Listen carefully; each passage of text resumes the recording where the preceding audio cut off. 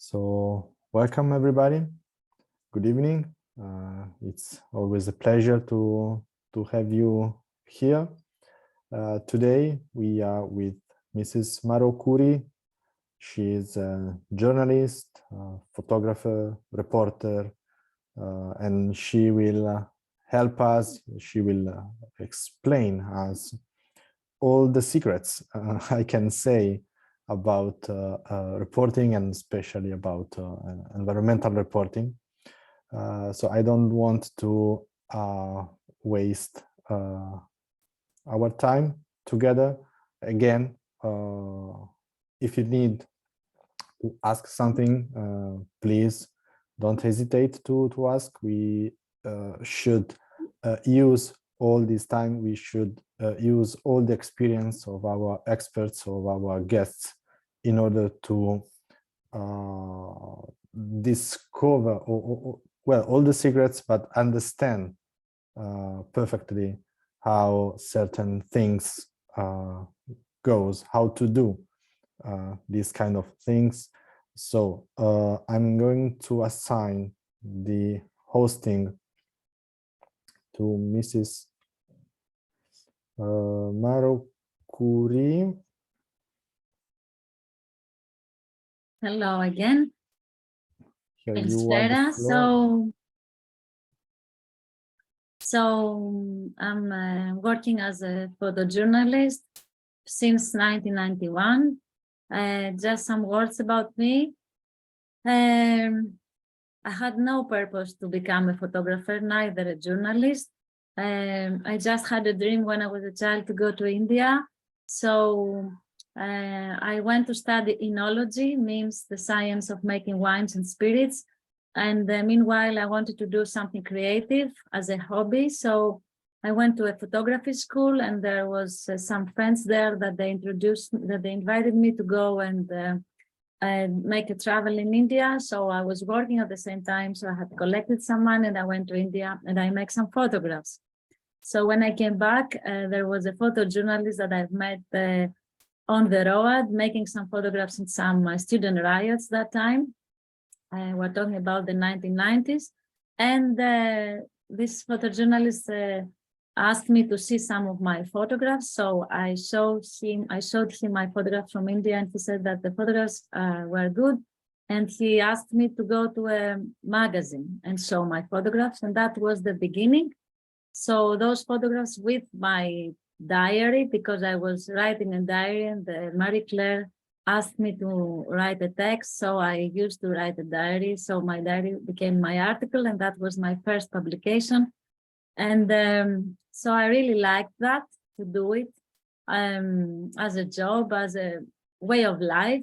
And that is what about photojournalism is a way of living, as most of our jobs is taking the most of the daily time and night time. This was a meaning of my life that time, and still is.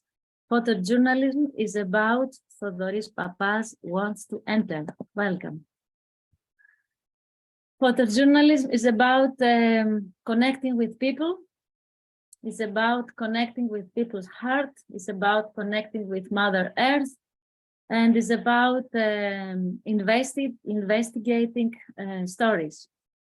To become a freelancer photojournalism, because I am working as a freelancer photojournalist, meaning that I find my stories, my issues, my reportages, and I introduce them to some magazines around the world, and I move to say yes in order to take the assignment and go to Bangladesh or to India or to Qatar to make some photography and journalism, and come back and send the stories, send their photographs, and publish it. And photojournalism is also something very important. It's about passion. You need to work very hard day and night. And also it's about risk. It's about not knowing. It's about Martina Batista. Hello, Martina. So I'm Maro, the photojournalist of your today meeting, and I'm just started, and I'm saying that photojournalism is about journalism. Actually, it's about investigating the unknown. It's about finding some people wherever you want to go. Maybe this is Colombia or New Zealand. You need to find people there, people that they know everything. Maybe they're taxi drivers or some journalists, and they can, sometimes you need to be there secretly because sometimes you need to write stories and photograph problems that people are suffering from because of somebody takes the advantage of them. So mostly it's about loving people. Mostly it's about taking risks to support vulnerable people around the world. And then photography. Photography is something different. You need to be you need to be a journalist and to know the truth that you're writing. To know the truth means that you really go for research, first in the newspapers and then in the field. So we are, the photojournalists are the window of the editors and the window for everybody. Now, photography is about art. It's something creative. If you are in the field, you are already there. Now you have to do something creative, because if you want to publish your photographs, the photograph should be really inspiring. Photographs about a reportage are not something that they have to show or describe the crime that somewhere happens, the crime against the earth, the pollution or something. It's not about that. It's about making something very creative. So because of I'm saying a lot of words, I'm going to start. I have collected 4 stories that I have done during my career. One is the electronic waste.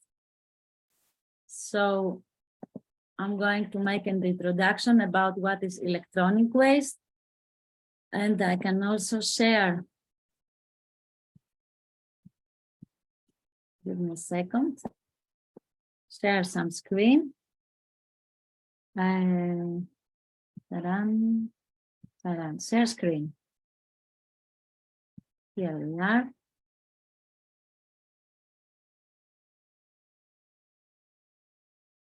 So, electronic waste has become the fastest growing waste stream in the world and has emerged as a lucrative business. The environment developed nations dump e-waste, electronic waste, in developing Asian countries, such as Asia and Pakistan and China and Bangladesh. I was in India, in Delhi. The way they made it is illegal. India receives as much electronic waste as it generates internally, approximately 400,000 tons each year.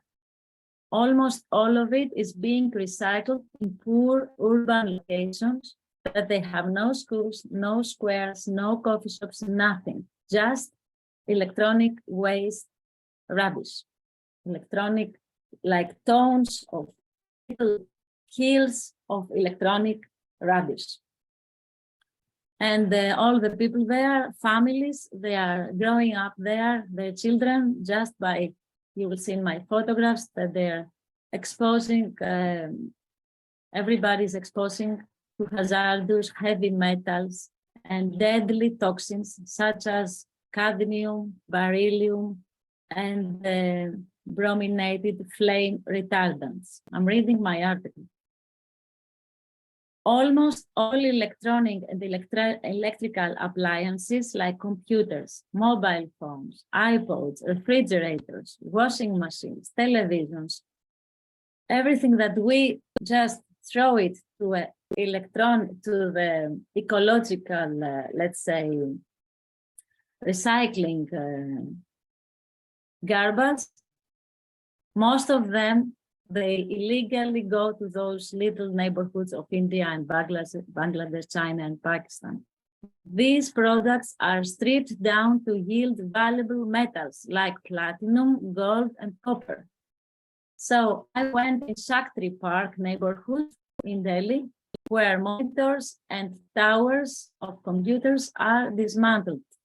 I had to wait some days, to see the green light in order to enter to the restricted recycling ghetto of Mandoli, where they specialize in the dangerous work to bath the motherboards with acid and to obtain metals for €1 per day. So I am in this little neighborhood with a family. Can you see the photo? What Yes. Can you what see is the it? photo? Yes. Yeah. Yes. I cannot see it, but I will see it. Okay. So this little child, Ashra, is working all day. Is 3 years old, by just breaking all the electronic waste of computer that every day somebody brings at his home with his family. They do only this thing and suffer from this toxic dust that they create a lot of cancer problems. And now you see a text or a photograph? It's the text now. Text, yes. Yeah, I'm Text. sorry. I have some issue here. Okay. Yes. We can see the boy now. Now you see the Boy. photograph, right? Yeah, The yes. boy and the father. So this is oh, just wait a minute. I have some issues in my laptop suddenly. Yes. Okay.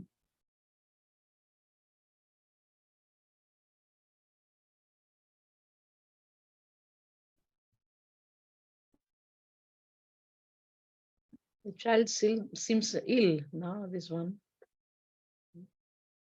The participant has enabled closed captioning. Who can see the session? Recording on. Okay.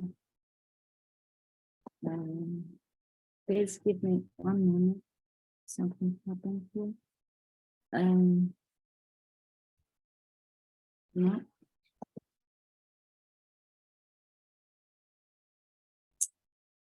Where?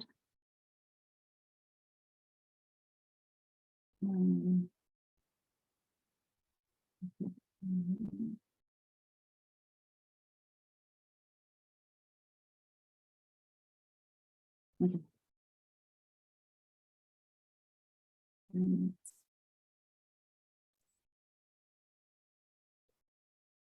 Now we see the child alone, and now the child and the father. Yes, I try, but something happened to my computer. My God. Okay, so we go. So I was living there for 10 days in this little neighborhood.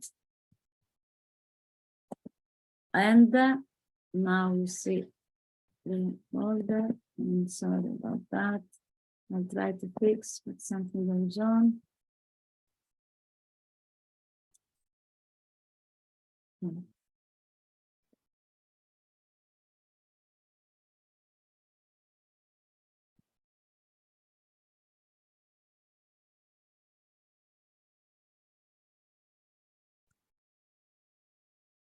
Yes.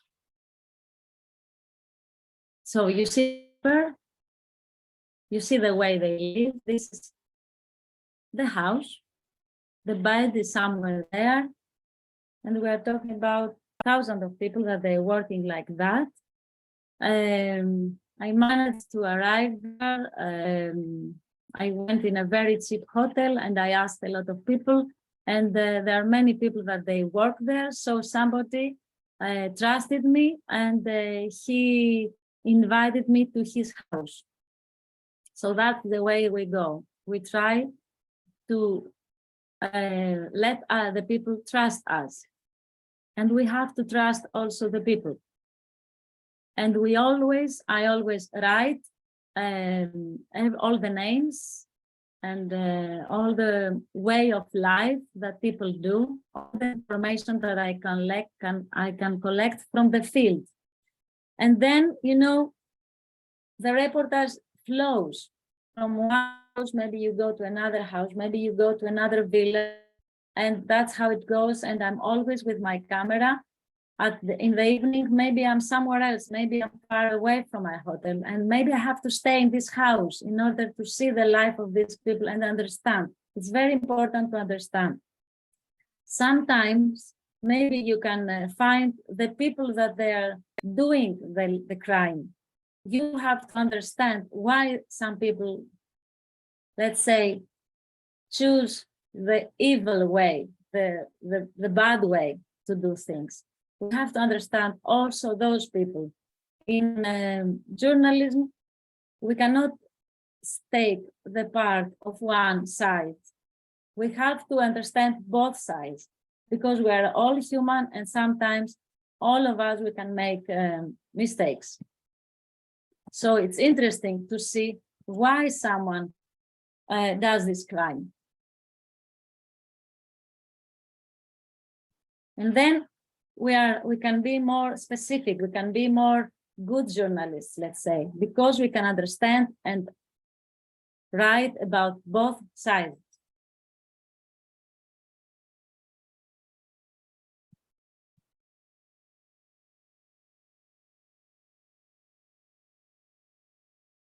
Can I ask something? Yes, please. Do they work in their houses?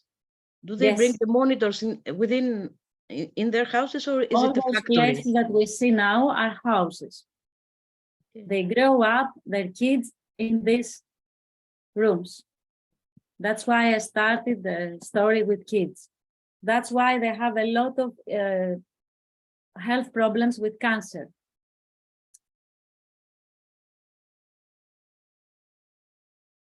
They eat there, they sleep there, and they do nothing else.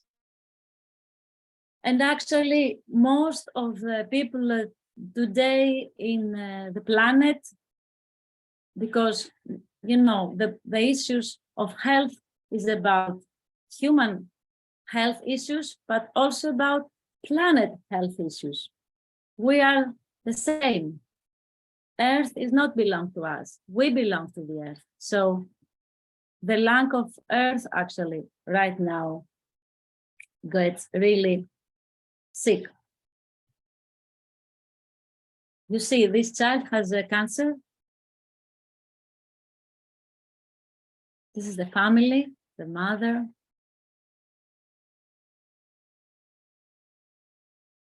The young girl that is working, she tries to find the silver from the motherboard. Later, that I will show you a Roma camp below Acropolis Temple in Athens that they do the same. So this is the little city that I was in Delhi. It's very interesting for those who would really like to become a photojournalist. It's nice if you can include in your photographs some details of the culture, of the home, of something homey that is there, something human. For instance, in this photograph, we see in this, how we call this, deneke, this thing, the olive oil, you see the Krishna, the Hindu God. If you understand what I say, please, if I'm a little bit difficult to understand, to make you understand, just ask me. Because I always have a little bit of stress when I present myself and my photos. So this is a home of the family now that, because, okay, first of all, they collect all the motherboards and all of the electronic waste, and then they clean it and they take them to some acid, liquid of acid. And this is the most dangerous thing. This is very illegal and dangerous. So this family lives just 1 meter by the acid barrels. Her daughter, and this is the son of the family with the barrels of acid, where they put the motherboards and all this electronic waste to collect the metals for some euros per day.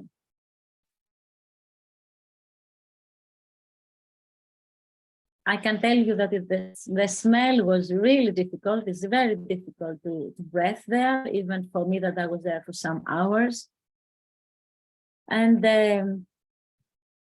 this is the photograph that I give as an aid to my photographic story. I was there for some more or less 10 days. I did a lot of photographs, and one other factor which is very important for photojournalism is the edit, meaning to select the best photographs and then to make a row of the photographs to make the story and to send them to a photo editor of a magazine or of a festival or of an exhibition.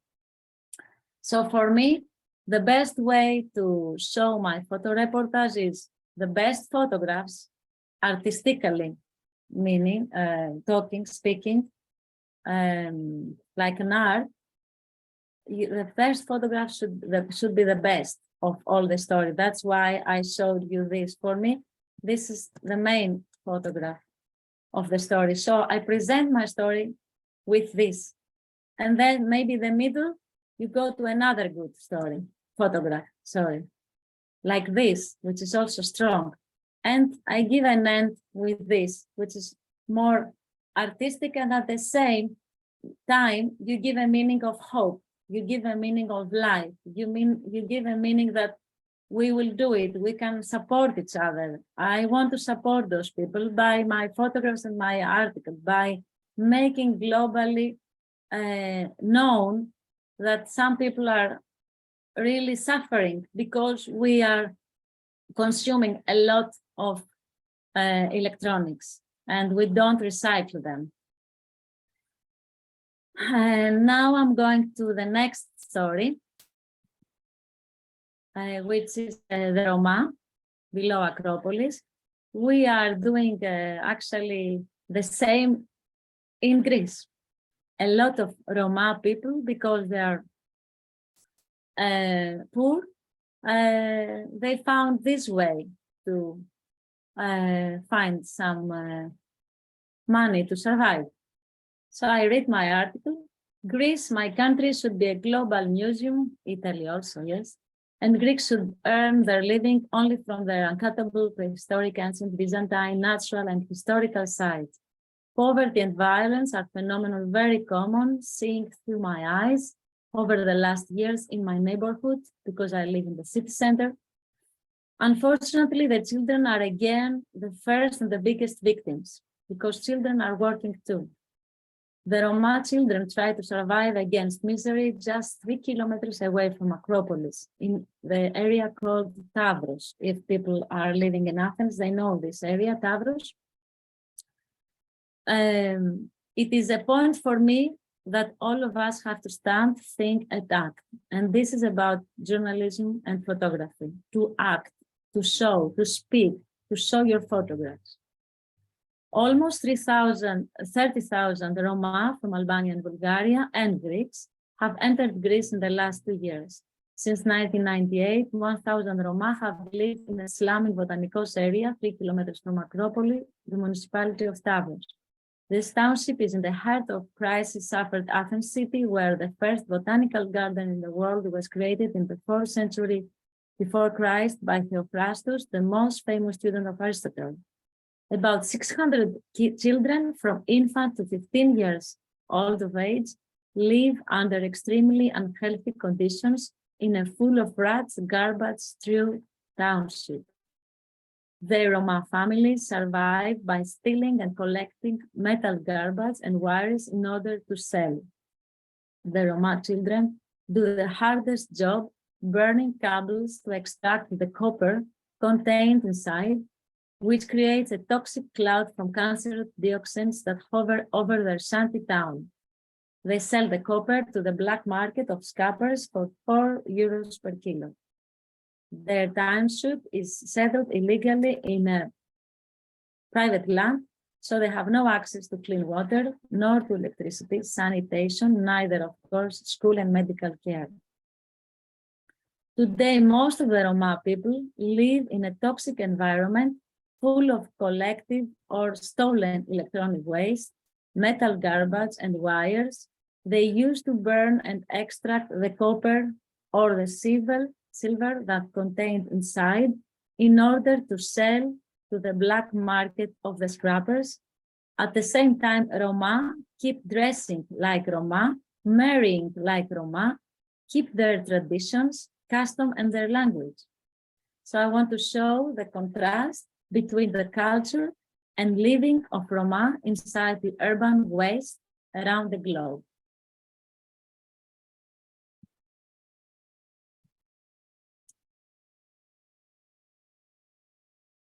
So this is another child of 3 years old who lives in this city of scrap in Athens and around Greece. And as far as I know, around the globe, we have a vulnerable group of people that they are living from our garbage. Please ask me if you have questions. I used to be there also that nights because during the night, it's easier to photograph. Excuse me, someone wants to get into our Zoom meeting. Hello? Yes, so photojournalists that people want to come to this job, especially women. I know that photojournalists need women. There are not many women in this profession, so it's easier for women to work now because some fields are more accessible to women, especially in Asia. So at night also it's easier to work. Maybe some people think that it's more dangerous. It's not more dangerous. And danger about us, for the journalists, is something that we can easily feel it. So when we feel the danger, or when I feel the danger, I have to ask myself, and I have to ask my inner self what I'm doing. So even I stay, and at the same time, I find people that they stay with me and feel safe with them. Otherwise, I have to go. It's something that depends from the moment. Most of the times, I stay in the field because from nowhere, somebody appears and I feel safe. Everywhere. Even in Johannesburg, it happened. So these are some details from my experience as a photojournalist on the field. Mr. Yannis Angelakis also comes. Γεια σου, Γιάννη.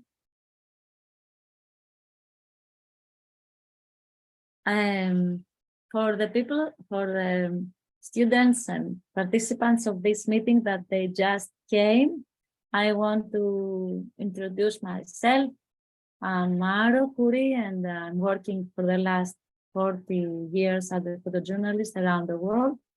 And now I have already show a photo story with the electronic waste in India. And now I'm showing another story of photographs, a reportage that most of those reportages had global awards. And this is a story from my country, Greece, and is about the vulnerable group of Roma people who are burning electronic waste and cables in order to find some euros by collecting the silver and other metals when they burn those cables and all the electronic waste that they collect or they steal. And it's not about, criticizing them. It's just about showing the reality and trying to find ways to support. I want to tell you that there are many different ways to touch a story as a journalist. But sometime when you write the article, all these ways you collect, you put them in one article. So we can talk about the pollution of Mother Earth, because this is very toxic. What is the smoke of all these cables is very toxic, no, for the air. It's also very toxic for the people, and it's also we're talking also about the child labor. And of course, we are talking about a crime because somebody gets a lot of money from this around the world. Otherwise, we would not suffer from those crimes, because it's crime and it's illegal. So we have to find all the ways why this happens, how this happens. So if we have to talk about the children labor, we have to say that some children have to work to support their families. Even my father was working when he was a child to support his family, because he grew up meanwhile the war, so the family was not very easy to survive, and he had to work. So it's not so bad for the kids to work, but somebody has to support school for those kids. So if the kids work in the day, in the evening they have to go to school. So we are very responsible because we are governments. And as photojournalists, we have to talk about this and we have to write about this, that we are responsible for schools, for all the vulnerable kids around the world.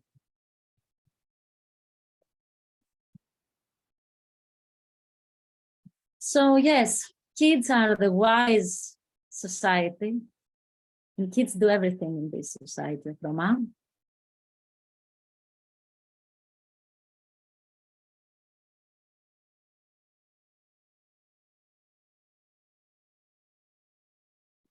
The last years, I also make a lot of photographic workshops, means that I organize some workshop of photography around the world. For example, in the tribes of Ethiopia.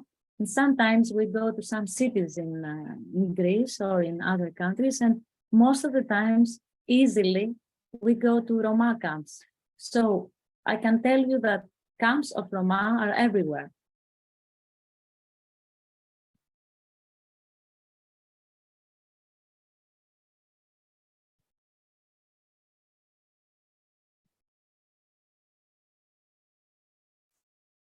Maybe it's something that somebody of you would like to do as a photography story. So I could support and I could tell all the tips that you could have to visit a Roma camp, starting photography there and some interviews of the people that are really friendly most of the times.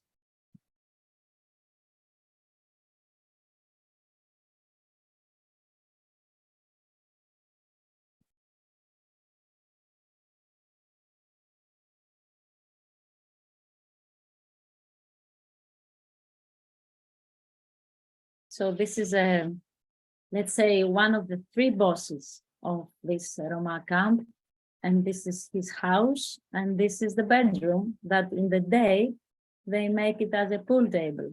So it's like a coffee shop in the day with a pool table and the bedroom at night. They're very creative, huh?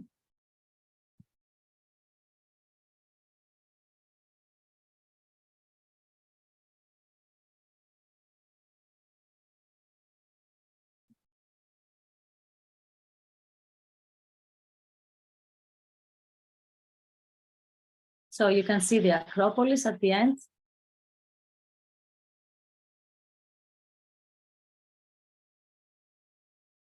And it's very important to publish your stories, even if it's a magazine of 12 pages or just a newspaper. It's very important to publish your stories. And if you are interested, I can also talk about how we can publish our photographs in our articles. Most of the times I used to publish my stories in magazines like Spiegel or La Vanguardia or El País, and of course V Magazino, the Greek magazine, and I write also the stories, but newspapers are very important also to publish your stories. And now I'm going to... Excuse me, Maro, could you translate the title of the article you just showed us? Because reading in Greek, Yes, I can it's see about that you did not just presented the way Romas are living, but you were speaking about environmental issues. Can you translate the titles for the participants? Yes, I'm sorry. Actually, I commented in the beginning that environmental issues are created by us. And actually, we create it because, for instance, we are consuming a lot of electronic waste, and some vulnerable people like Roma or like people in India, in Bangladesh, that I will show you now, they try to find some little copper or silver, but this is also more destroying of the environment. But these are just the victims now, because somebody is taking a lot of money by buying this copper and reselling it. And so we're talking about the mafia of copper. That's the main title of this newspaper, the mafia of copper, because somebody is working for the toxic issues of Mother Earth. And I'm calling the planet Mother Earth because she's our mother, and we belong to Mother Earth.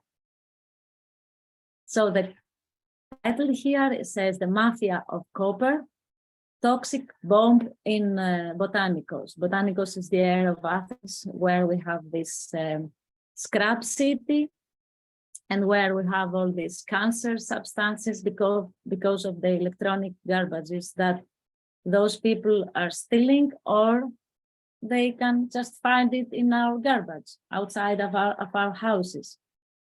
And this happens, of course, because we don't, G8 countries or even Greece, we don't have neither one green factory. It means that there are NGOs, like in India where I went, I found an NGO, and also in Greece there is a department in the Greek Ministry of Environment that they try hard to settle a factory that they're recycling legally and clean. And those vulnerable people like the Roma could find job there. So they could earn money doing something legal and clean for them, for us, for all the planet. And the issue is that I don't see this factory built it. I can see a lot of solar energy factories in Mother Earth, but I don't see any factory in Greece or in India that is settled to support the health of Mother Earth and of the vulnerable people. So these families do the recycling job, the dirty job. Yes, point. And the illegal job and the crime job. It's about the crime. This is a crime that the kids do for them, for us, for Mother Earth. That's the truth. And we have to talk about truth here.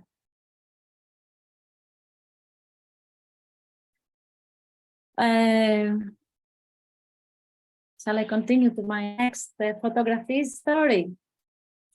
So this is in Bangladesh. It's about scraps again. And now it's about more money. It's about the shipbreaking yards in Chittagong. So my story, I wrote the article, the title is Dante's Sea Hell, from Dante's Dante Hell. So Chittagong, Bangladesh, second largest city with a population of 2.5 million, is located in the Bengali Gulf. Because of its harbor, it is the richest region in the country and essentially the second largest shipbreaking industry after Alang in India. It all started in the 60s when a storm threw a ship on a Chittagong beach. It was then that the locals decided to take it apart and get rid of it. Since 1990, businessmen have been using bank loans in order to buy rotting ships that they then take apart in order to resell the iron or whatever else may be of value. Theoretically, it's the perfect investment, one that boosts of the country's economy, but things are not always what they seem. So I will go a little bit here. The massive boats are disembodied with bare hands by untrained workers, thus spreading in the clean sea of Chittagong cancerous residue, turning the green land into a toxic dump site. Tragic irony, 150 kilometers south of Chittagong lies the planet's biggest natural sandy beach. 125 kilometers in length, the golden beach of Cox's Bazar in Bangladesh, most popular tourist resort. We're talking about the biggest sandy beach of the planet. And in that place, we are illegally destroying, not us, no, I'm not doing that, but some ship owners, including Greek ones and Swedish ones, they prefer to send their ship, the ship that they have finished their lives, because even the ship, they have a day that they die, and those ship owners, they send their ship there. So the International Labour Organization has called shipbreaking one of the most dangerous professions in the world, especially when the ships haven't been cleaned of hazardous waste, such as asbestos, lead, mercury, oil, and PCB. The studies have shown that each year, 400,000 to 1.3 million tons of toxic waste from broken ships gets dumped in the underdeveloped countries, including 3,000 tons of asbestos, known to cause lung cancer, and 6,000 to 20,000 tons of pigmentary materials. All those elements are elements that journalists like photojournalists like me and so many other colleagues, we have to search and find in order to be clear and specific in our articles. My mission was conducted in secrecy, and I was taking photographs concealed in a fisherman's pirogue, boat means, that was floating among rusty massive debris.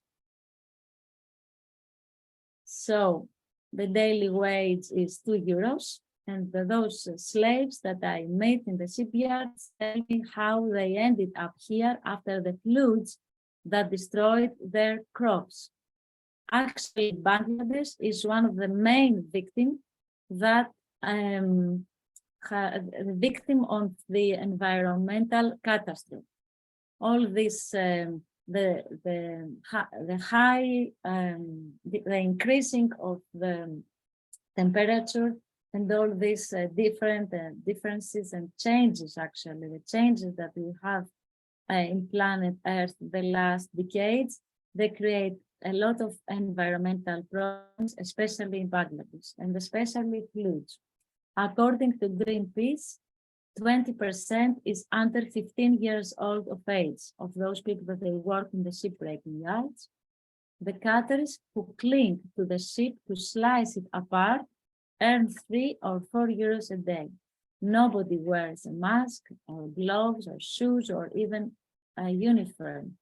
There is no access to drinking water during the work shift, even with the temperature reaching 40 degrees. The average lifespan of a worker in the shipyard of death is roughly 40 years, 20 less than the common resident of Bangladesh. So I will start showing photographs and then we can continue later about the story. So as I told you before, I am hidden in a fishing boat because this place is forbidden to anyone, especially to photographers, because the earning of money there is a lot. The workers, they just start to, how we can say, just with a hammer, they start to, you know, they start to break the ship. And everything that is in the ship, they take it and buy it, not them, others. How did you take this photo? Hmm? How did you How take did the I previous take this photo? photo? The previous one, yes. Okay, this photo, let me show you. I think it's somewhere here to understand what is this. So I am in a fishing boat with a telelens. I use the lens that I use mostly is a 24 millimeter lens, meaning that it's a little bit wide angle. But for some jobs, some assignments like assignment that you have to be in a secret assignment, we need the telelens. Like so here, this is the wide angle lens of 24 millimeters, and now I use my telelens. Being on the field as a photojournalist, it's good to have two cameras, one in the bag, just in case something happens to the main one, with a telelens, just in case you need it. But most of it, it's with one camera and wide angle lens. So you can be close to the people, because people feel more safe if you are close to them, if you talk to them, if they feel that it's safe to be with them. Even the criminals, it's better to be close to them and talk to them and ask them that, you know what, I really want to understand why you do this. And I'm not going to show your face, or I'm not going to talk about you or your name, but I have to understand what happened and you took this bad way of living. And they do understand. And some of them, they want to say what happened to their lives, and someday they do the crimes. And that's, I repeat, that's journalism. It's not just by being angry about the crime and just writing from your anger. You have to understand both sides and photograph, if it's possible, both sides. Being human. So the fishermen also do their job in this toxic water. It needs less than a month to destroy the ship, only by a hammer. And now the Greek friends, we can see that this is a Greek ship. I'm sorry to say that, but it's about Milos, Piraeus. So it belongs to one of our Greek ship owners.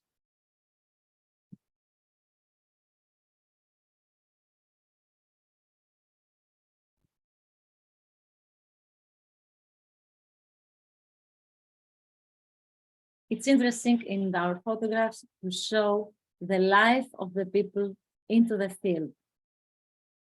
So you see that it's not an industry that people are living far away, but it's about an industry, well, an illegal, toxic industry that people live in. The workers coming back.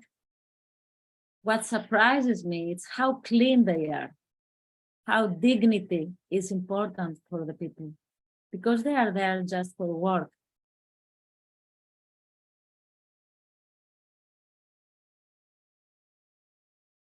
So with a wide angle, it's very interesting because you can show both things. You can see, you can photograph one thing on the right and something else on the left, and you can show the contrast in your photograph, the composition. So this is me with my telelens. It's not a very, very big telelens. It's just 80 to 200 for people that they know about photography.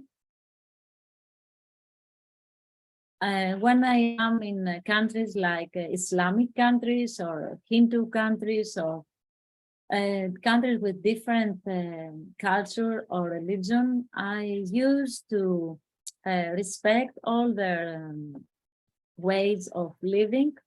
And in this way, they can respect me and they can respect that I respect them. So I'm more into their life. And it's not something like a trip, like a trick to do. It's something that I can feel.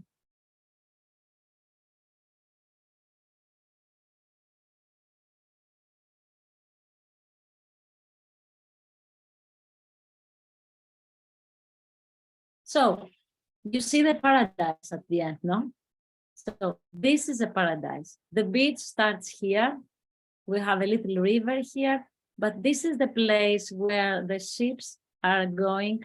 They send them there to make, this is the beach of the shipbreaking yards. It used to be, it is still a paradise. The fishing villages are in a very beautiful forest.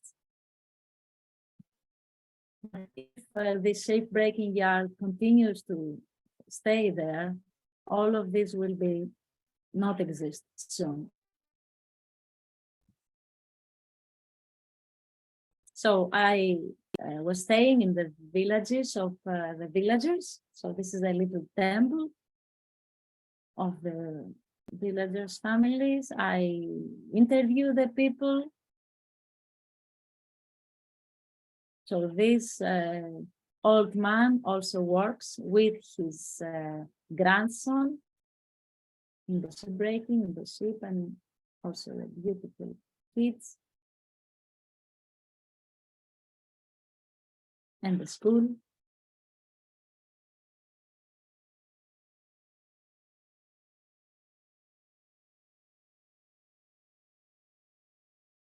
So this woman, her name is, what's her name? I have noted somewhere. Rizwana Hassan. She's a member of the parliament against all this crime. So she managed many times to change the law. And the law says that it's illegal, the shipbreaking yards in Chittagong. But then the politicians, they get money and they change the law again in order more ships to enter illegally to the shipbreaking yards of Chittagong. The truth is that there are shipbreaking yards in China and in Europe that they can invite the ships that they are at the end of their lives, and they can recycle them legally and also in a green and healthy way, but take more money than there, of course. So a lot of ship owners, they prefer this way. So now I show to you the beautiful paradise that is there in the beach. I did some walking there. It's amazing, the fertilization. And this is me. Because even if you are in a Dante's hell, the people are, beautiful people. So I can feel happy there.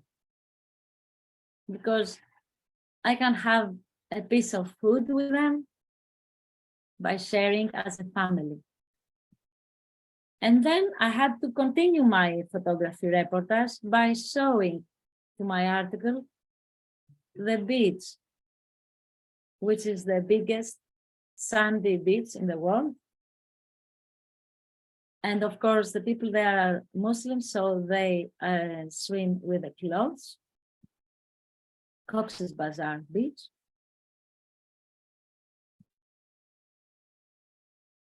And in this photograph, I want to show you how close I want to be with the people.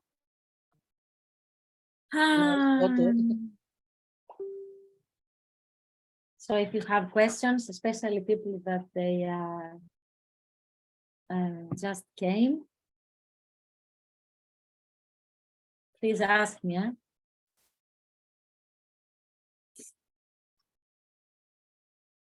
How easy it is for the people to trust you to take them photos?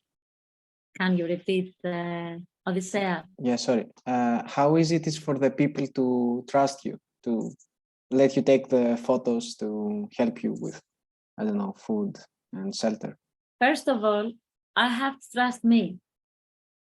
You know, you have to trust you. If I want other people to trust me, I have to trust me.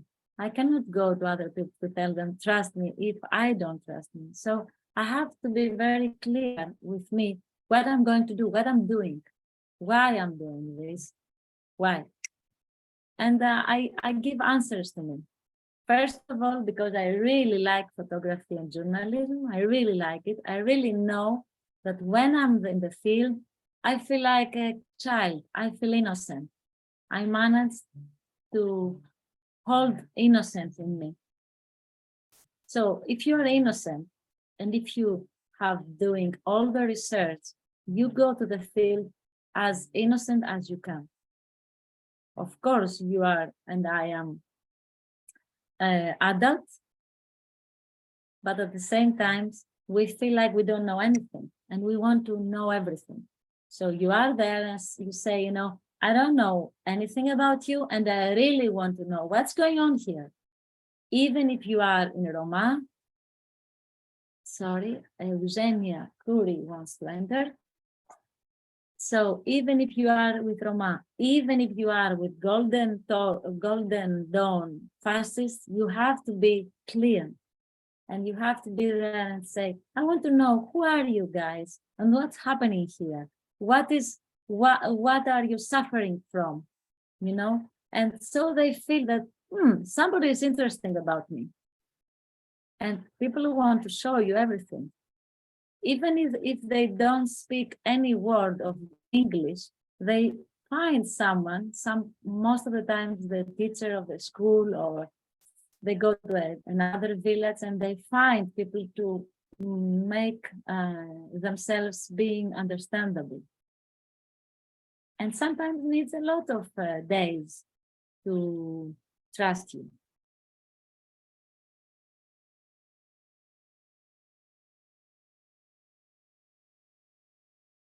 But from the moment that the trust is there, then everything is open.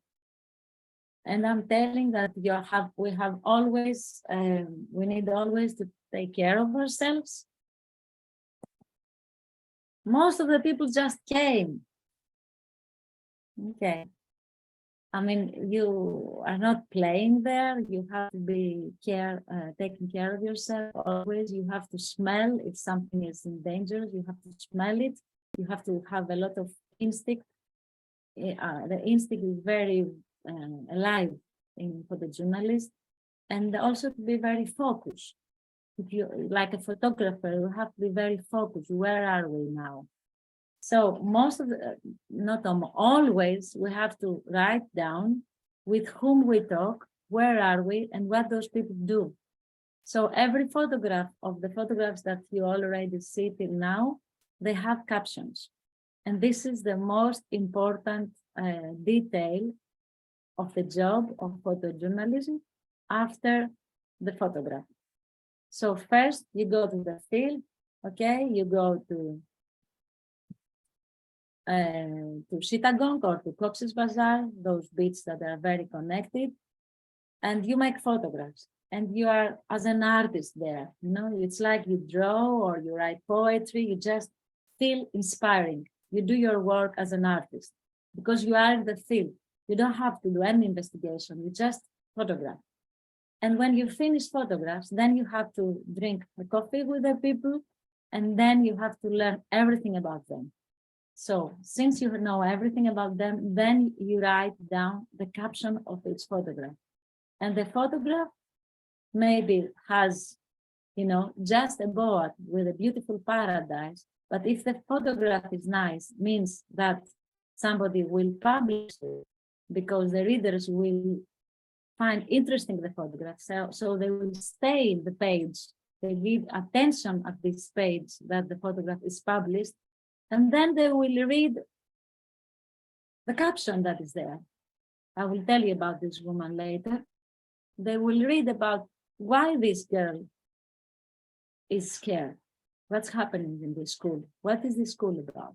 And then you can write, this school is in the village of fishermen that they die every day because the father of this young girl, whose name is that and her age is that, and her father just passed away from an accident that happened to the ship because this her father was trying to work in the shipbreaking yard, was trying to break the ship, but the ship was not clean, had a lot of gas, and there was an explosion, and he killed because of an accident. But it's not an accident, it's a crime, because everything is illegal there. So the information is given in the caption.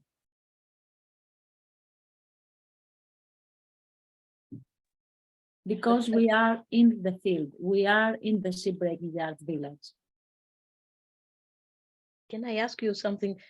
How is it that you managed to get in there? You told us that it was forbidden to take photographs. It is And forbidden to take photographs, and it's forbidden for everyone to enter there because it's a lot of money. The capital there is really high, and they don't want us there.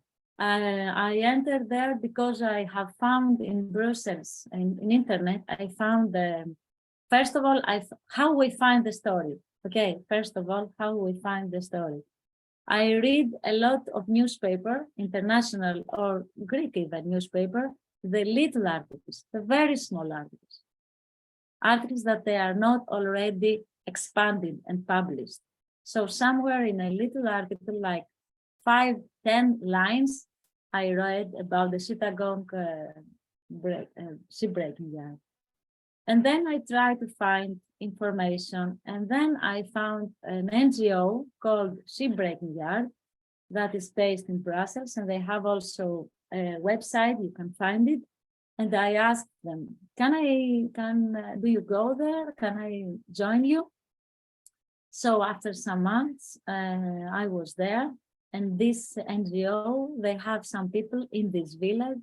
So I connect with those people, with the fishermen, so I could get into the fishing port, of course, secret. I did some photos. And when I went to the village, I did it like 3-4 days, I was there. And then somebody found out that I was there. So I had to escape with a motorcycle. So I never went back there because the mafia was following me. And then I arrived in a safe house of a family in the city. And that was all. We have to find the ways to enter somewhere, and it happens. It's easy to enter somewhere. You have to wait, but it's not so difficult. It's easy. Because people really want us there to show them, the reality. Yanis, you raise your hand. Yes, I want to ask you, how hard is it for you to stay emotionally detached, to stay away and do your story without being emotionally involved during you're doing your work in the field? When I am there in the field, I don't know, I also studied psychology the last 2015 to 2019. I studied psychology, probably because I wanted to find out about this. When I am there in the field making photographs, something in myself, I think this something is called awareness.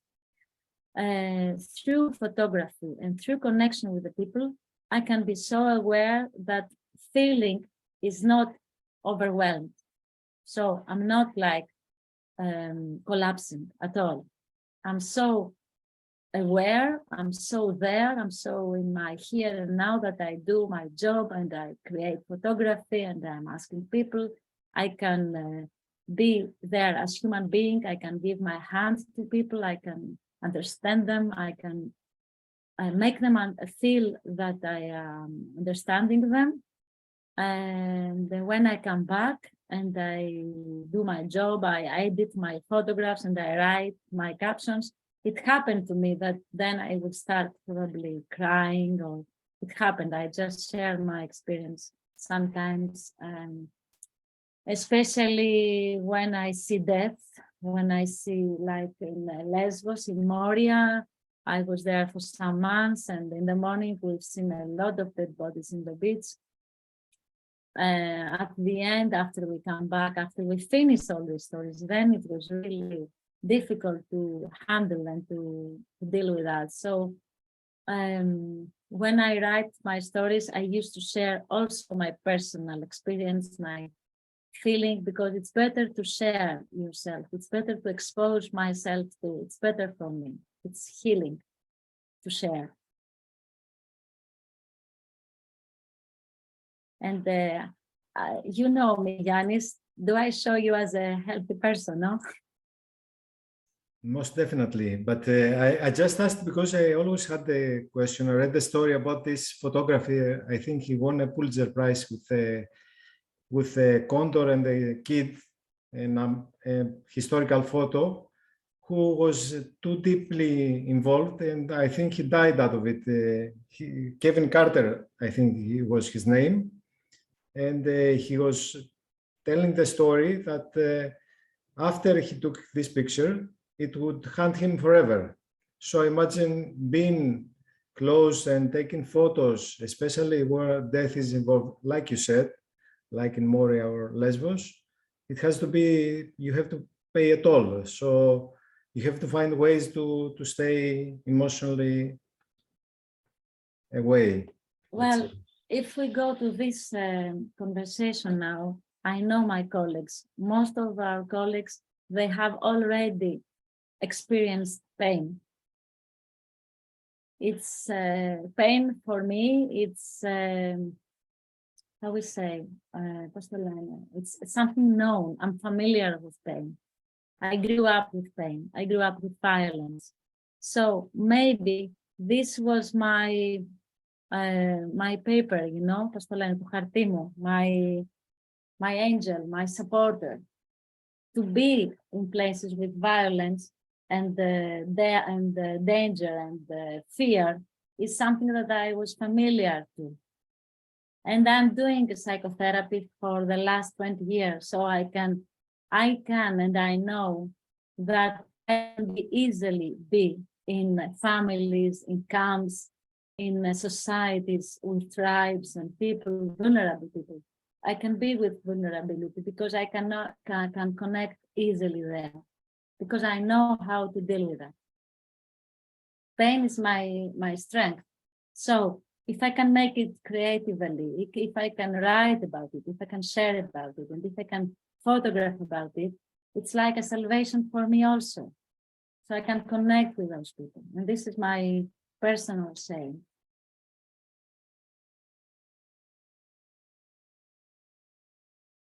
And I know that the colleagues, when we talk about it, if they don't talk, it's difficult. We have to talk, we have to share, we have to go for psychotherapy. We have to share, we have to go for asking for healing.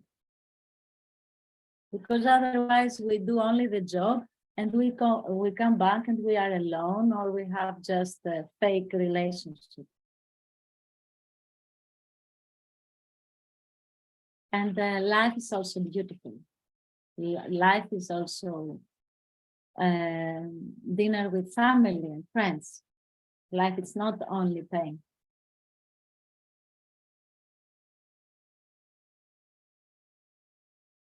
Life is love.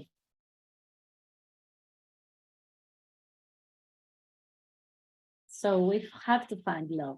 And then we can have peace. And then, well, I don't want to talk like, you know, But I think that's why I do that. I enjoy being with those people, and actually, it's the treasure for photojournalism. I cannot do photojournalism in Brussels.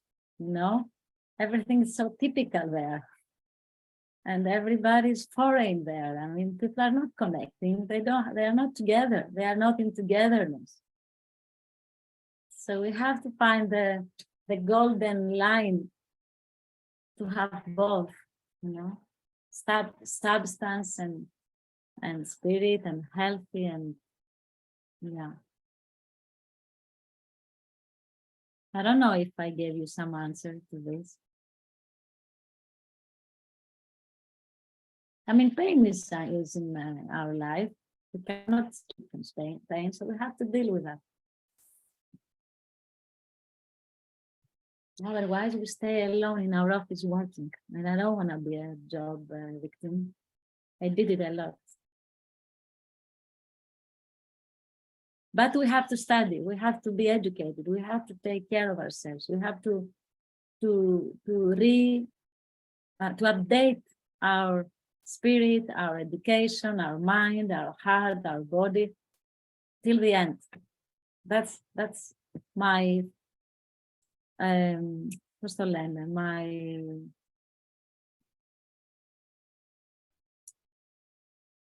I don't know how to call it. What came my flash, you know, just it came to me. You know, there are some ideas that come to you if you are there and you listen yourself. So one day myself, before some weeks, it says, you have to go on. So I go on. I have to study new things. I have to do photography, and I have to write stories, and I have to do my life. Everybody has to do that. Should I continue with my next story? Yes, I suppose you say yes. So we go back to Greece. Okay, first of all, I want to tell you that there are many stories about environmental. Everything is about environmental. For instance, the albinos in Tanzania. It's another story that I've done, and this story had won the global award. And I'm not going to show it here because I think that there is no time, but I just want to give you a message about environment photojournalism. I went to Tanzania to photograph the crime against albinos. What criminals do there, they slaughter the albinos to sell their limbs, their hands and their fingers. Who buys the limbs? People that they need good luck buys the limbs. Who are those people? In Tanzania, people were living from gold. You know, the earth there had gold, but some companies bought the land and they took all these gold sources of the land of Tanzania. So the people that they used to deal with gold, they went unemployment, and they were a lot. And they asked the traditional healer, the traditional healer of the village, what should I do? And this traditional healer said, well, buy the limbs of albino people. So that's how it goes. You understand? Because of an environmental issue of the gold of the earth, we have crimes. It's all about actually, everything is connected. So we go to Greece and we go to another source, another treasure that we have in the planet Earth and in Greece also. And it's about the thermal springs, the water that is healing the arthritics, the bones, some with sulfur, some with radio, like in Ikaria Island, they have radio and it's good for the heart.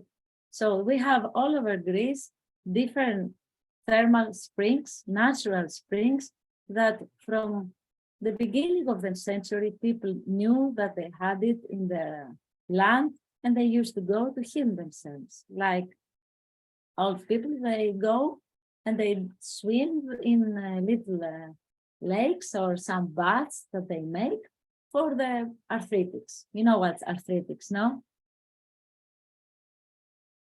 So here we are in Kyllini spa, totally natural. This water has sulfur and also argil. It's very good for the skin and for the bones. And here we are in Thrace, in, πώς τη λένε τη Θράκη, Thrace. Sorry for the Greek, I had to ask a question in Greek about the name of this piece of land we have near Turkey, Thrace, and the city is Kavala. We have a mud bath there full of argil, very good for the skin and all the skin problems. And also we have some baths like a Turkish style from the Turkish period, and this is in Langavas in Thessaloniki. And this is a very beautiful, full of sulfur lake in Kayafas, in Peloponnesus. And this is a lake of sulfur water, natural, that is under the Parnassos mountain. So people that they can go for ski in the winter, they can go for some hot water, hot spring water lake, which is just there in the nature. And in the summer, all people, they have their, let's say, gossiping time, coffee time every day there. And this is in Edipsos.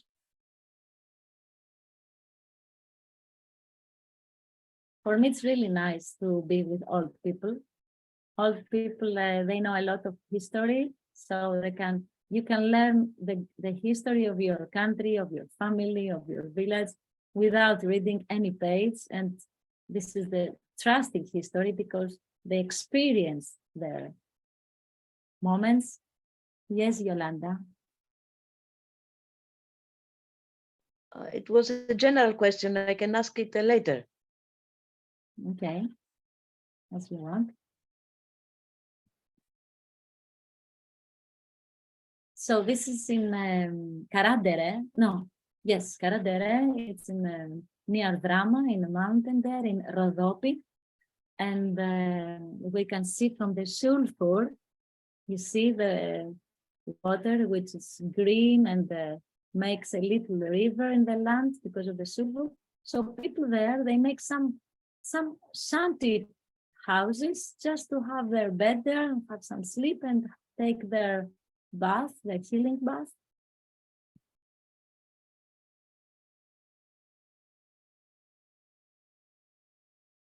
And here they have made some private bathrooms. This is in Karditsa. And now we go to some hotels that they take this thermal water and they make pools where also all people can go and have some gymnastic and some thermal baths. I want to share with you how I did this story. It started when I was some holidays and I found the thermal spring in Pozar in Greek Macedonia. And then I went to the Greek edition of National Geographic that time, the magazine called Experiment. And I said to them, should I try to travel all over Greece and find thermal springs and make the story of the thermal springs, and that time was totally unknown, and also to interview old people that time. You know, that old people in Greece actually, they rebuilt our country after the Second World War, and of course, and after the Civil War we had. So our fathers and our fathers and our mothers and our grandfathers, they rebuilt the country. So they had so many stories to tell, and nobody actually had asked them anything. So for me, it was very interesting, all of it. And of course, I would travel around Greece. Time was totally unknown.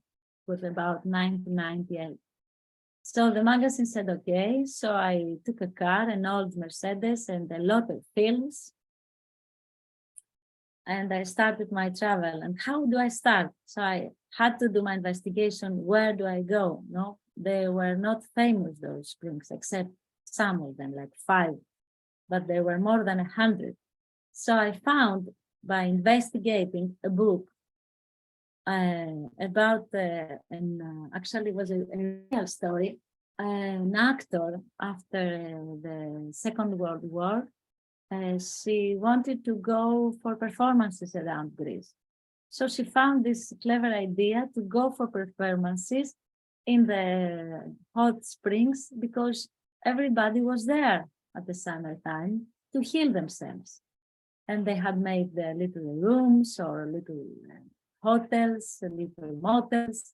All the families were there. At that time, Greeks were not doing so holidays at the sea.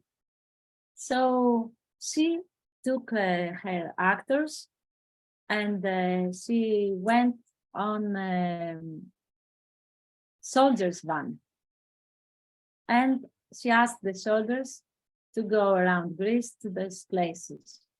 So she had a map. The first page of this book that was written afterwards, there was a map of this actor where she would go, where she went.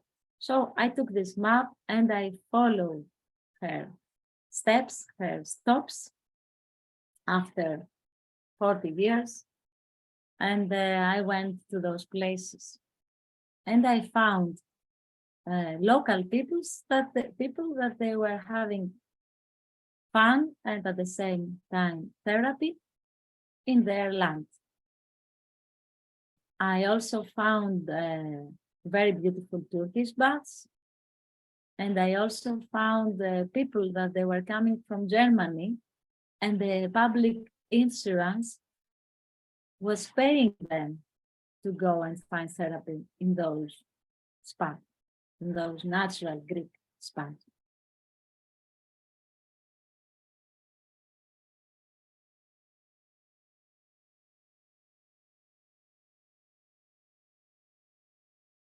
This is an ancient spa, an ancient thermal bath. And some of them, they had, let's say, built the therapy centers. So in this spa, it's in Smokovo, where they can breathe the substance of the water in vapor in order to heal all the throats and all the issues that they have, like asthma. The thing is that all those healing centers, which are and were public or municipal, they were never renewed. They were never renovated. And this is something that we have in Greece, that we don't use to renovate our municipal or our local centers. And then, they fall and they are abandoned. And then somebody is coming, they buy it and they make it a luxury center. And then it's impossible for the locals to find the therapy there. And we're talking about their land, so they don't have any access to these waters.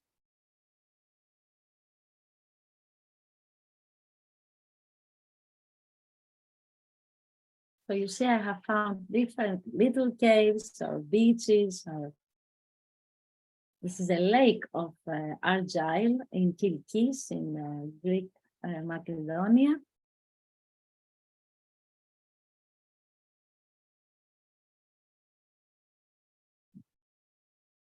And this is in Thrace, the Pomaks, the Muslims of Greece near Turkey.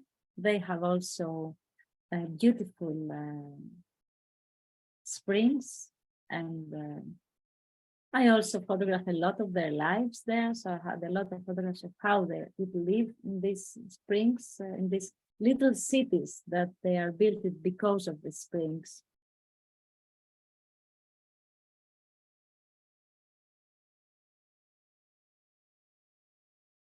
This is in Pozar, in Edessa, another city in Greek Macedonia.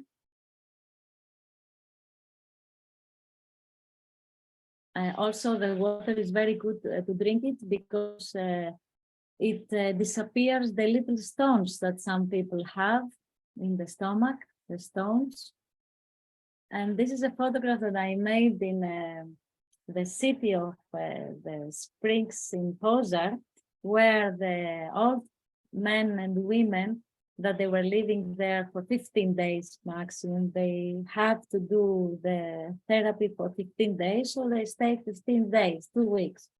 So they were asking themselves for something to do in order to have fun. And they found the idea of making a wedding. So I think that somebody found the dress for the for the groom, and the costume of the groom, and the dress for the bride. And this bride, actually, she's a woman who who is unmarried, and the man is married to the woman who is close to him. Actually, the real couple is the one on the left, and they make a big wedding all together, all the people. They had a party from the morning that they were dressing their bride by singing to her traditional clothes, and the men they were with a man, and also all the customs that they used to do. Until the end, they did the wedding in the little chapel of the city of the hot springs in Pozar, and they had some Greek yemista, stuffed tomatoes from the man of the restaurant as a wedding dinner. And I was there, so I was the photographer of the fake wedding.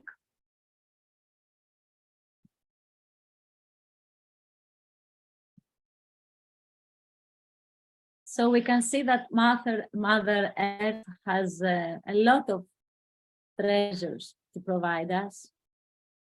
We just have to keep them safe instead of industrialize them. This is in Mytilene. This is in Ipati. And this is in Thermopyles, natural one. So that's my little presentation about environmental photojournalism. And please ask me, otherwise I want to give you an invitation about the photojournalism workshop. I have some ideas for all of you to go for, especially for the students that they really want to do use photography for environmental journalism. So Yolanda, Yes. you have. Okay, Yes. thank you. I was wondering how easy is it to share your stories? This last one, it's let's say a positive story about the healing power of nature. And I imagine that you can find journals or media that would like to share it. But the others were controversial stories. The Yes. first one you showed us about the recycling of monitors in India is a very powerful story that is through the photographs. And it's a controversial one, and it's shocking what we see when we throw our monitor. in our green bin, we feel that we have done our duty. We are okay. We have respected the environment. We do not wonder where these monitors go after. Well, I'm sorry to interrupt. How can you find? How can you share? Are there media that are willing to share your stories? These controversial stories. Okay, thank you for asking. First of all, I know that my electronic rubbish and all the recycling rubbish, even if I throw them to the blue, blue The bin. bin. Well, at night I saw the workers that they come to clean the bin. They put all the bins together, right? We know that, all the Greeks know that. And I think that there are very, very few countries in Europe that they do really recycling. We know that. We have so many people from Bangladesh, which are environmental immigrants. They are not economical, financial immigrants. They are environmental immigrants because their country is flood, is full of flood. So I see them every day, even in the poor areas where we are in Athens, even in the rich areas where we are in Athens. I see the same people that they empty our bin and they take them to the same areas that are not real modern and legal ecological recycling industries. We don't have this in this. If we have them, one or two or three. And then about the magazines, most of the magazines, they refuse to publish those stories, but some of them they do. So the electronic waste was published in the Magazzino, which was the Sunday supplement magazine of the most important, one of the most important newspaper in Greece. It was like, how we call it in Italy, a newspaper. La Donna is the magazine. It's like La Vanguardia in Spain. I don't remember now the name of that newspaper in Italy. The shipbreaking yard was a story that was really, really paining in the ass for Greek newspaper, because some newspaper in Greece, they belong to ship owners. So they bought my story in a really, really good price, but they never published it. Never. But I sell my stories, and I say the word sell because that's how I live. No, so it's nothing wrong with the word sell. I sell it. I sell the rights of printing my photographs, my story. I don't sell the photos, but the rights of using it for 6 months. That's the law. In other countries, I can publish other magazines. It depends. It depends of the timing. And for instance, I did a story 2005, I think. Something, I don't remember. Yes, 2007. I hear in the radio about 2 children in a medical center for very sick kids, that they swallow their mattress and they die. And I took my car and I went to this place in Lechena, in Peloponnesus. And I said, hello, actually I wanted to ask how I'm going to enter here.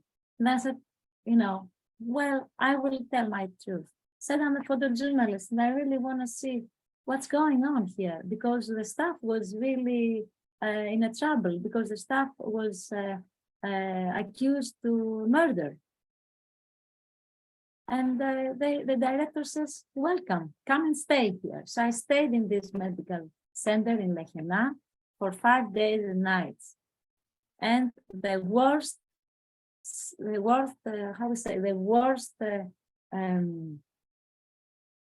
diseases, they throw them there. in this center, in Lechena. I stayed there for 5 days and 5 nights, and I saw children that they were not children, but they had something like syndrome Down, but worse disease. I mean, that was a place for scientists, actually. So people that they could be more than 30 years old, and they were feeding, the women there, the nurses there, they were feeding them with a bottle, because there was no special care to teach them how to eat with a spoon. And some of them, they had at the same time psychological issues, that they were giving a very strong hit to their head and they could kill themselves. So the nurses, they made some wooden cages in order those kids not to die, not to kill themselves. So if I was there as a journalist, just like that, and make a photograph of this cage, I would publish my photograph and I would accuse the staff that they had this cage for the kids.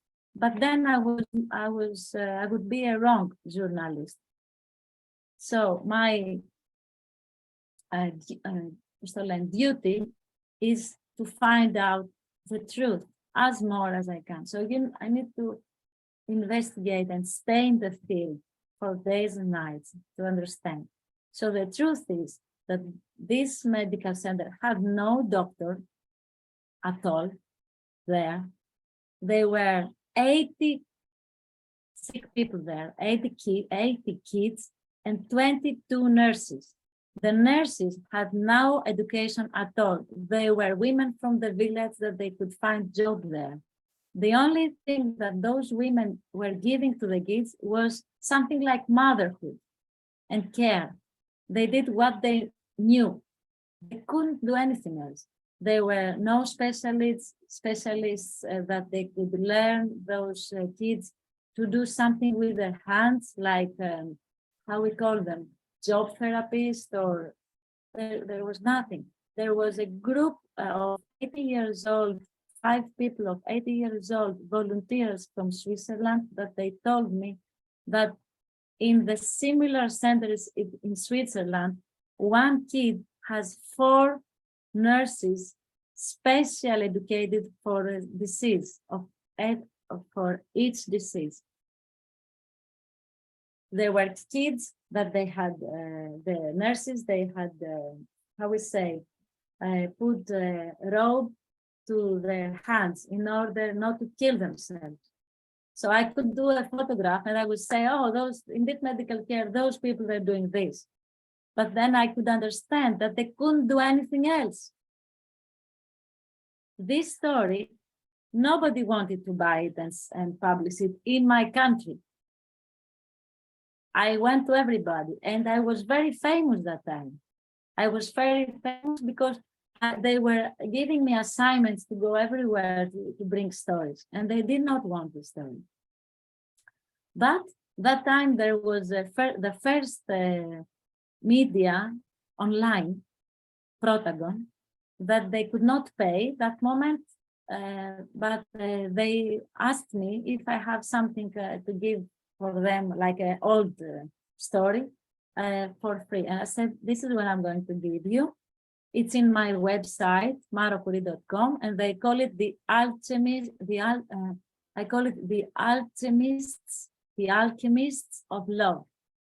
And actually my story is not about the kids, but it's about the people that they work there and they give their best to make the kids survive.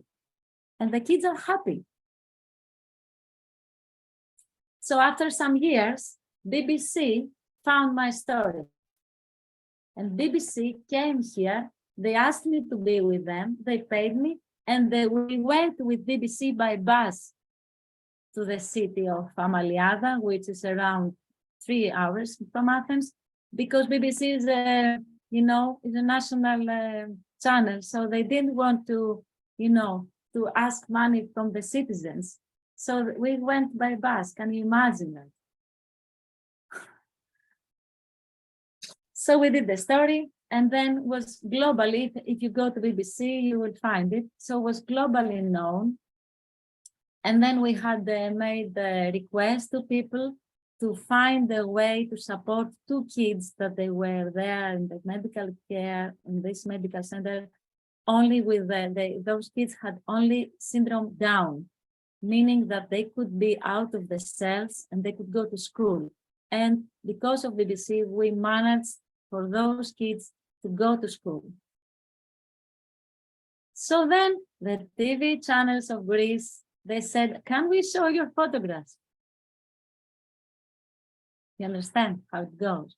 But definitely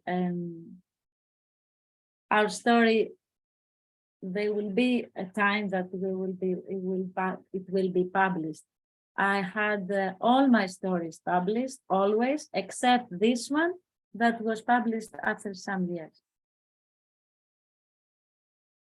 So I support photojournalism even with the most painful stories. Because pain is something that we all have in our lives and we can connect with them and we can connect with this and we can support people. And also photography is something creative. So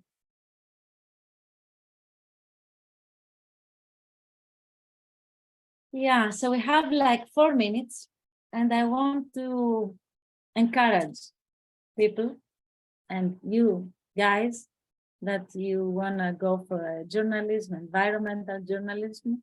And I want to introduce you. I don't know if I will have another meeting with you unless you really want. But nevertheless, I can ask you for the next, let's say 1 or 2 months that we are going to be together. I can give you my email and my phone, so you can also connect with me with WhatsApp or Viber. I would welcome you to make a journalism and photography story where you are, in your city, in your village. It could be, something very, very easy. But it's very beautiful to make it photographically and also connecting with the people, learning their stories and giving your report. It's something easy. And I can also tell you how you can publish it. How can you write your captions? How can you write your personal story? Because articles now is about sharing our stories. You see, that's how it goes. So if you really want to have an idea about that, you can connect with me. And if you need, we can have another meeting and I can see your photographs and I can give you some feedback of how you can do it better photographically. The main tip is to use wide angle like 28 or 35 or 50, but not more. So you can be close to the people, close to the field, to be in there. That's very important. And then let the inspiration photograph and collect truths of the people and update also with how we say, newspapers and press, not yellow press, of course. Yeah. And have courage to ask, courage to not to stay with the lies, Take a position. Take a position always in my house, in my neighborhood, in my flat, in my city. I have to take a position. If I see something that I feel like it's not fair, take a position. That's about journalism. First of all, take a position. Thank you, Maro. I think you're organizing a photo reportage trip in the Middle East. I'm organizing a photography workshop now at the South Ethiopia, which is so green, still fertile, at the Omo River, where virgin tribes live there, that they are totally nude and they are decorated with roots and fruits and animal bones. So yes, 24th of February to 3 of March, we will be there. You can find a lot of information in my Facebook page, Maro Puri. So yes, welcome. And I have also many workshops. I try to share all my experience as a photojournalist in workshops. I really like it, and I do it very good, people say. I can communicate with students a lot. That's the feedback.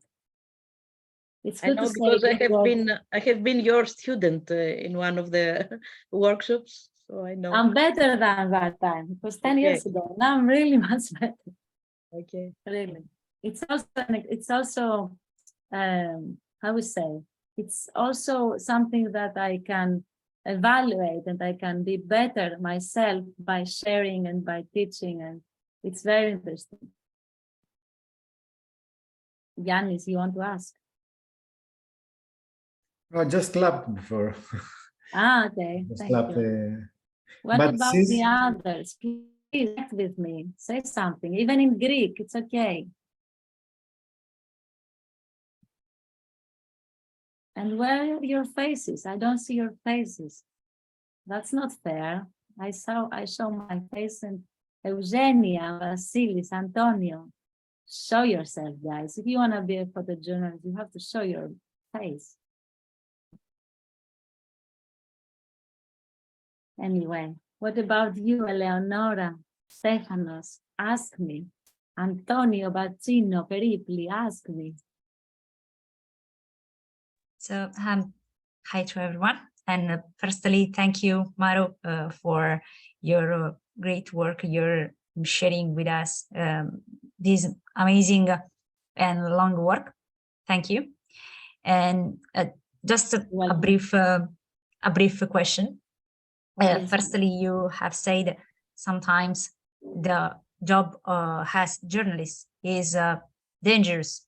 So which type of difficulties or which dangers have you found in your career until now? Well,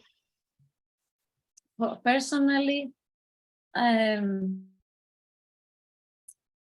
some people, they have this sickness. It's a psychological sickness that they think that they have the authority. So those are the most dangerous people, when they think that they have their authority, when they think that they are superior than you.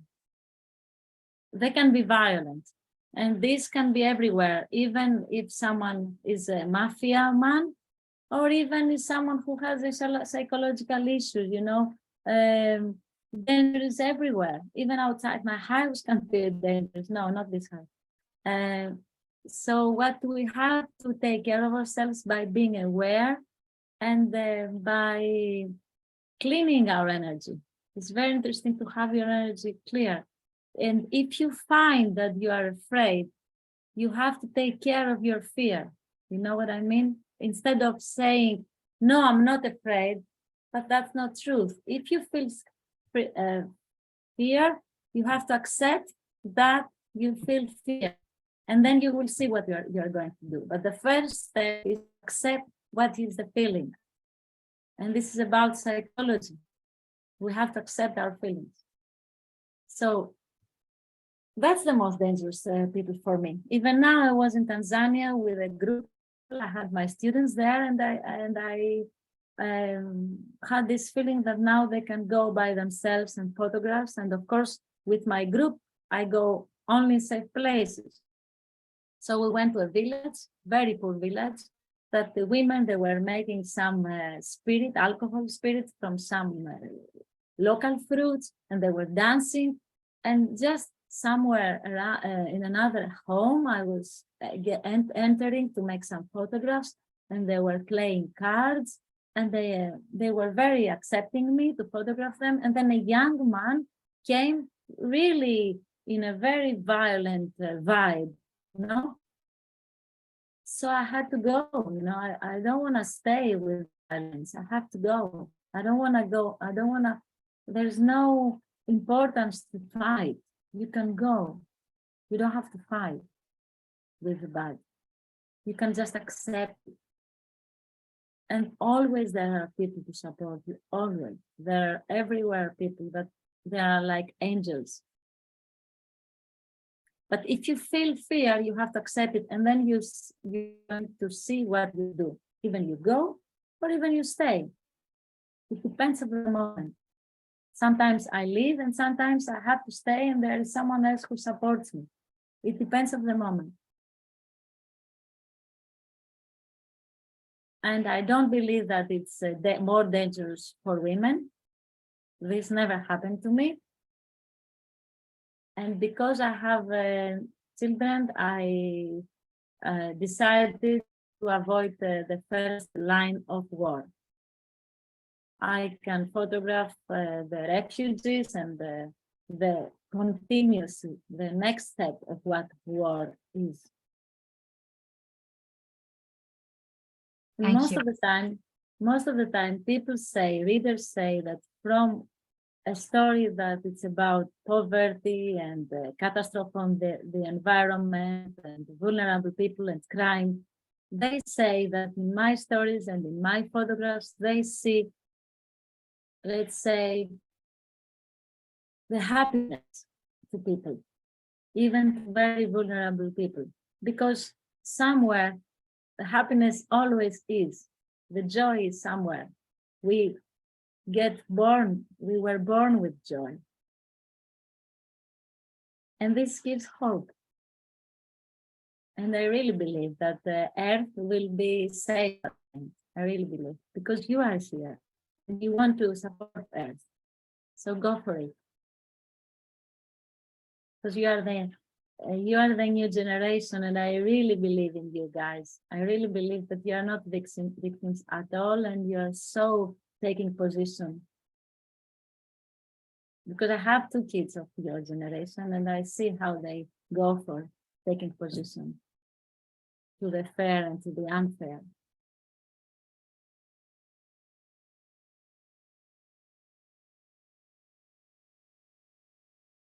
Thank you, Maru. You're welcome.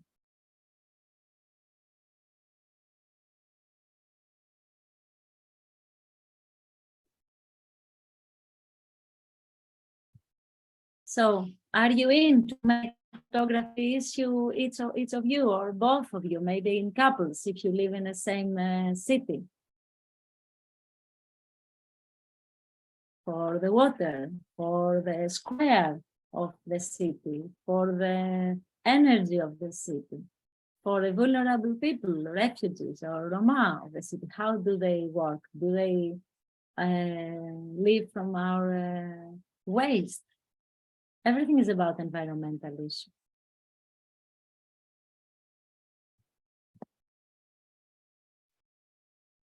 Thank you, Maro.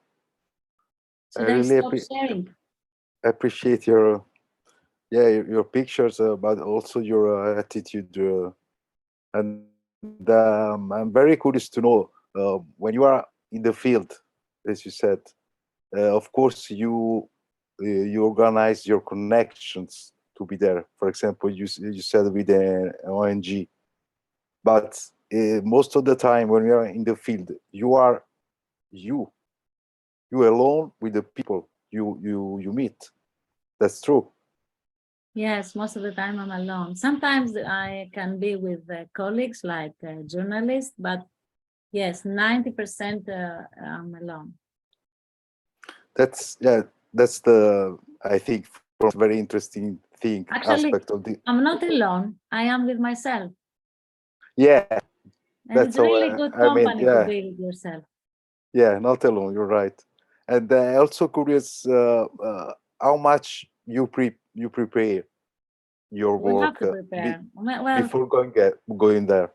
well, Not a lot. personally, I'm lazy. Personally, I'm lazy to do a lot of work. I prefer to be in Bangladesh and do the work there. I prefer to be in a very cheap hotel in Dhaka, be with the people and do my investigation there, even by internet, instead of being here, you know. I do the basic here. Okay. And I do all the job there, actually. That's my personal thing, you know. Some people, they do all the investigation at home in the city.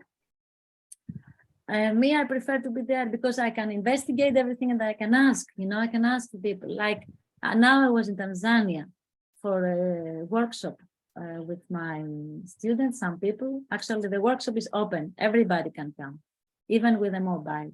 We can do good creative photographs, even with a camera of mobile. So I was there and we had a breakfast in a very nice village in a home hotel because we prefer home hotels. And I was talking about the albino story that I had done some years before. So the man of the hotel told me, there is an albino just here that they had the same problems. So if you are there, it's easier to be to your story. It's easier because to find the people story. want Yeah. to help other people and you. Thank you, Maro. Really, thanks to your works. For example, as you said before, you cannot know about the world only through newspapers, to the news. For example, about the sheep disembodiment, like the sheep works you made in Bangladesh. I didn't know about it. I know something because I saw pictures by Salgado. Yes. About that. Arthur Salgado was me. Really? Yeah, because it was just one picture, Salgado. So just something I got. Through your stories, I knew more about that. So it's very fundamental activity work.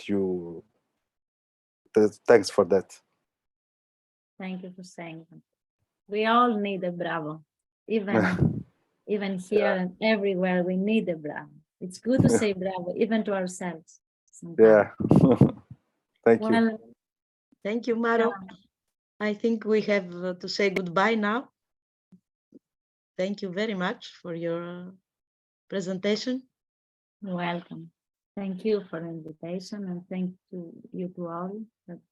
Now, we know that you are available to join if we have questions when we prepare our own photo reportage the next months. Okay. I write down also here how you can find me. Most of my photographs now are in Facebook. Okay. So, Enrico, we say goodbye. Yes, goodbye. As I was writing, I have some noise in the background, as Nice you can noise. hear. So I don't want. Yes, I was muted to not to disturb you and not to disturb this very interesting, not only presentation but really story of life. So I think it is very powerful. It will be of great inspiration for all of us, for our participants. Thank you to stay available. So what to say? For sure, this room, this opportunity is always open for you during all the next seminars also. Thank you. So goodbye. Enjoy the holidays. Yes. Grazie, Yes. Happy grazie, holidays, everyone. See you in Grazie. the new year. grazie Thank you. Mario. Thank you. Bye. Grazie, de nada. Ci hai raccontato la Ciao, storia. ciao, buonanotte. Ciao, grazie. Buonanotte. Thank you. Ciao. Spaghetti. La mia volo me carro. Bye. Merry Christmas and a Happy New Year. Ok, Merry Christmas for you. Ciao, grazie. Merry Christmas.